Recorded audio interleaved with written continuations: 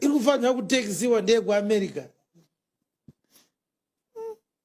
What is only left is from Ncube to say for every toilet visit, you must pay tax. You are polluting the ground with your waste. Kind of bathroom Mbamako, 50 cents. I'm telling you, Ncube will do that very soon. If you fart, you pay tax for air pollution. Ncube will come up with these bogus taxations. A shameless minister of finance. Changamatoni mari yekuisa taxi mugombe. Anikaita mweya mugombe bizibema ise mari yeZimbabwe. Mashibisa mweya hurumende ine pollution management agency. Anyone who farts in Harare will pay tax. Very soon it will happen.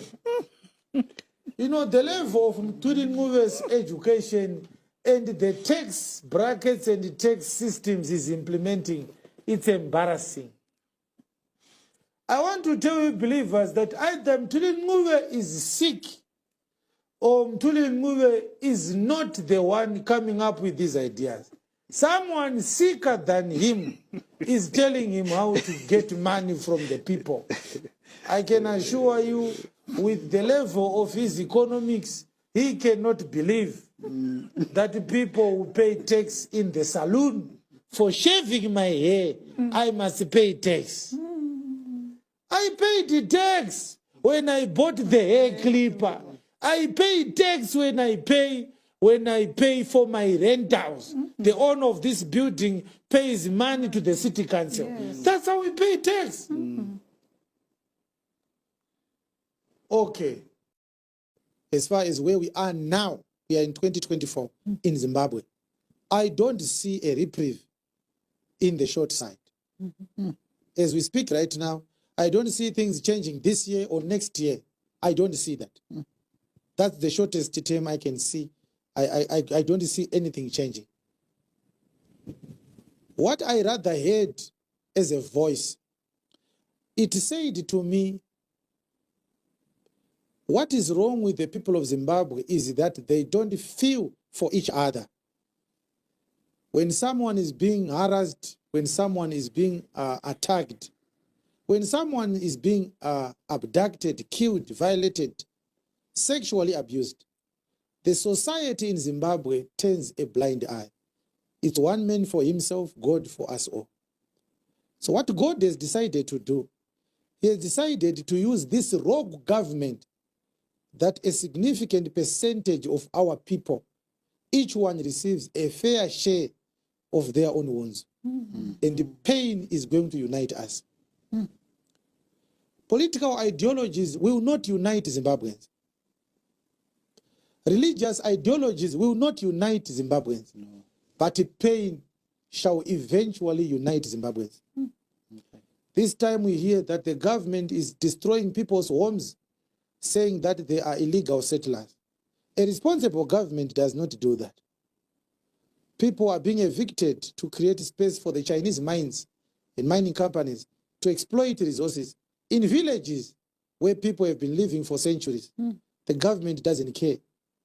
What God has decided to do is we are all going to be victimized until one day there are few left who are not victimized. And the pain is going to be the uniting factor. Our greatest weakness as a people is that we lack love for one another. Zimbabweans are the most selfish and self-serving and self-hating people. We hate ourselves and we hate ourselves at the same time. Yes. So, if there is any prophecy of peace and prosperity that you have received, I am sorry, I am a bearer of bad news. I don't see prosperity in the short-coming future. What I see is more victimization, more sorrow, more pain. People are going to lose properties. Properties are going to be lost because of politically motivated agendas. People are going to lose jobs because companies will continue to shut down until everybody says, what do we have left? Nothing. let's now claim back our true position in the society. The government of Zimbabwe is the boss. The people of Zimbabwe are the servants. That's the simplest definition of a dictatorship.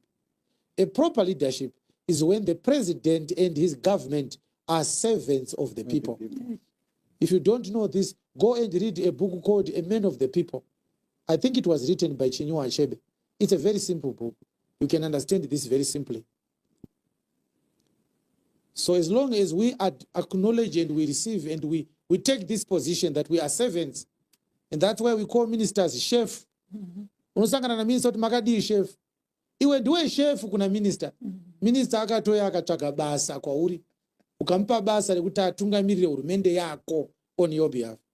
But now wakusangana na MP, wakumuti chef. Ukusangana na minister, urikumuti chef. Ukusangana na president, urikuvati chef. President havasi chef vako. Iwe ndiwe chef wa president. He works for you. That's a proper democratic institution. Zimbabwe is not. Our democracy is a Ponzi scheme. Are we going to wake up? Yes. Are we going to wake up this year? No. Are we going to wake up next year? No. We are not going to wake up in the next 2 years. We are going to continue suffering. But the light is no longer as far away as it was 5 years ago. Prayer will not change these days. Try to do it, I'll be here. If you hear God more than I do, I will repent on that particular day. There's nothing that is coming in the next 2 years. So, kumba kwenyi mimi, kuchatoda kuti mutange mamboirirana mese, kuti our biggest problem is this government in power. Kana msati maakuirirana izvozvo, ndiyo madhetsa acho iwayo.